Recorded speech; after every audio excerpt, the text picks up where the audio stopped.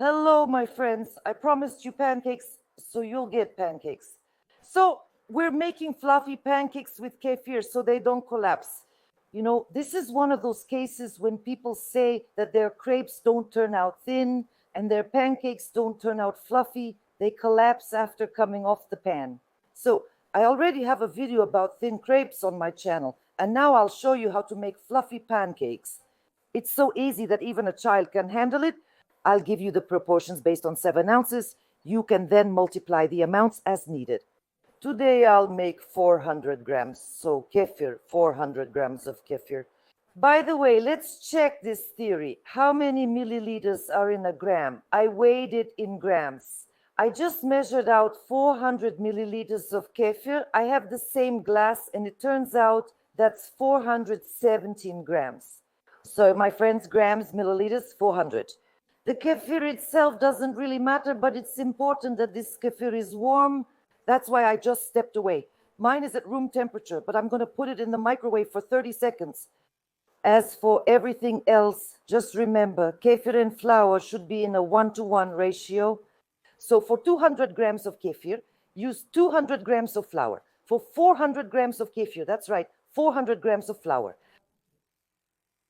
So I put it on the scale and immediately measure out the flour, 400 grams, without sifting the flour. So if you think that pancakes made with sifted flour will be fluffier, that's not the case at all. It's enough to just shake this flour into the bowl. 400 grams of flour.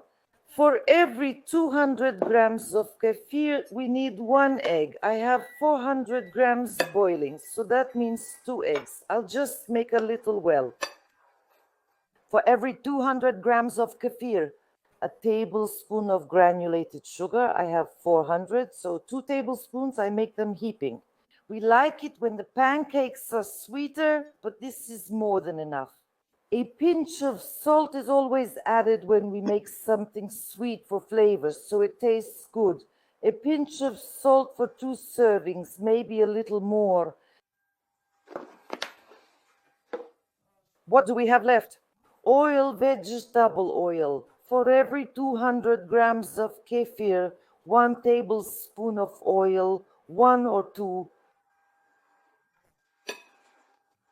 And in the meantime, my kefir has warmed up. Now I'm going to add it here too. It's warm, actually warm kefir. And it might seem to you that the dough is thick, but don't worry, it should be thick.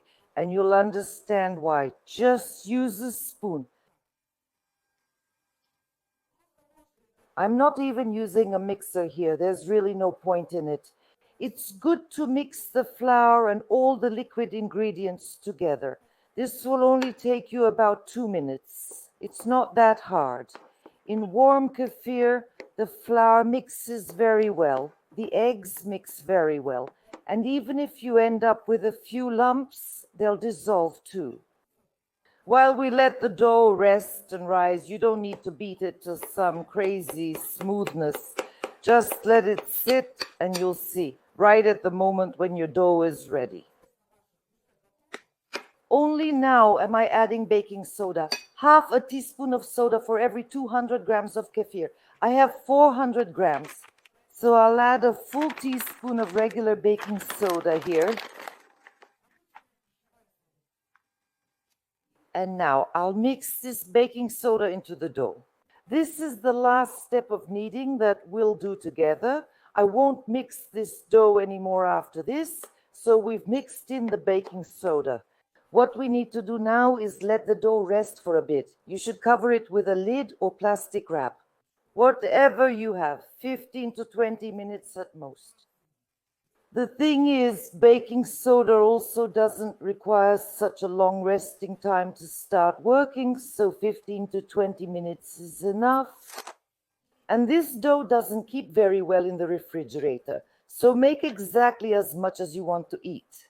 Although these pancakes will also be very, very tasty when they're cold. We'll meet again in 15 minutes. So my friends, what do we need in order to bake pancakes? Of course, a frying pan, a lid, something to put them on, and of course you can use a spoon to put these pancakes onto the frying pan. No one is stopping you. You all know very well how much I love pastry bags, and I've already shown pancakes more than once. So, this is, let's say, my love for frying everything that can be piped out of a pastry bag to pipe things out of a pastry bag.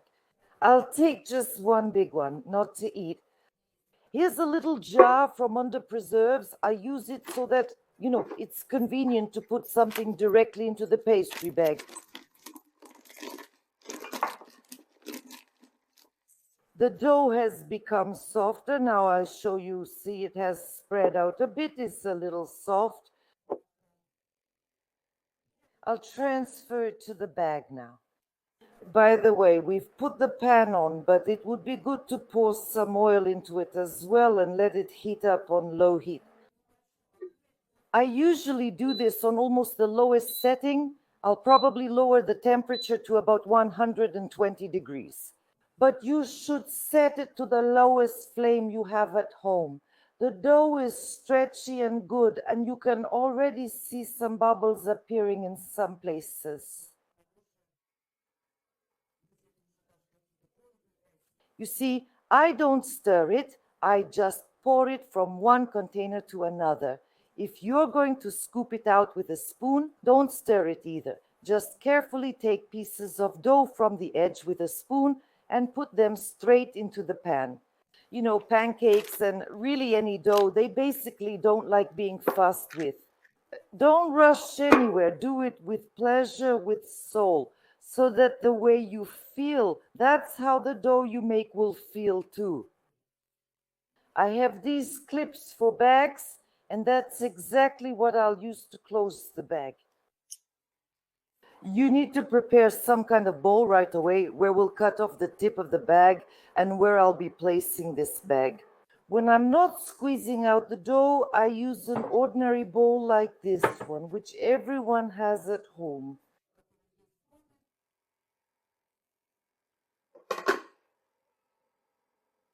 My frying pan is heated up. I cut off the tip and start piping. Our pancakes. You can cut it with scissors, or you can do it like me, just pinching the tip with your hands.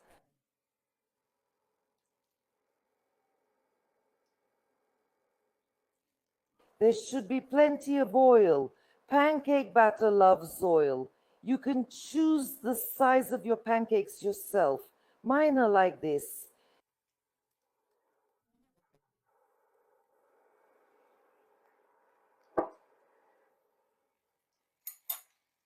Cover with a lid. They cook very quickly, about a minute on each side.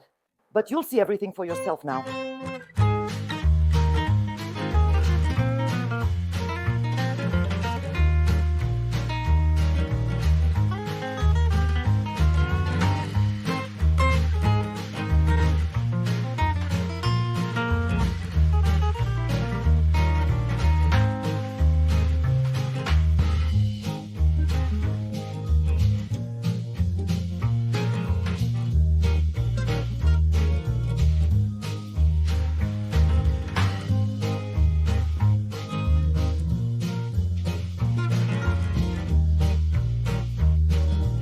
And my dears, there's another reason why I love Oladji. Squeeze the batter and everything else out of a pastry bag. Pancakes and blini are just such a thing. Unlike cutlets, you don't have to stand over them, because when you stand over them, they don't cook, and you just want to get everything done faster. So I know for sure that I have a minute, and while the play is going on, I put some order in the kitchen. Because when the batter is finished, I just throw this bag in the trash, and that's it. And I'll sit down with my friends and family to enjoy these wonderful pancakes. But if I had done this with a spoon, I would have had to urgently soak and wash the bowl I mixed the batter in. So now, after chatting with you, I'll flip them and wash all the dishes I have in the sink. Look, I've piped out the last pancakes. Don't forget to take off the clothespin. It's a valuable thing, and you can just throw the bag away in the trash. What should you eat them with? Some people like them with sour cream, some like them with jam. And in our family, you know, they started selling this ketchup, mayonnaise, ketchup in the stores. So we like sour cream and jam. That's why I always make this mixture in advance. I take a few spoons of sour cream, a few spoons of our favorite jam. Today, our favorite is going to be raspberry.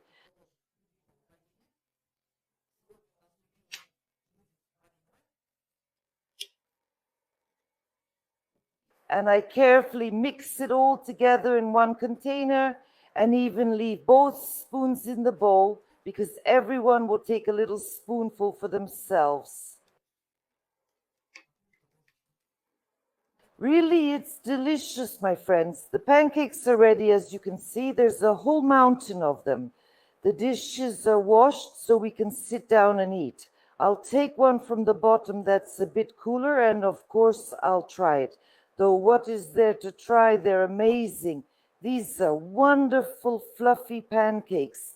They didn't collapse at all. They're just as they should be. Sweet enough, rich enough. What a glutton I am.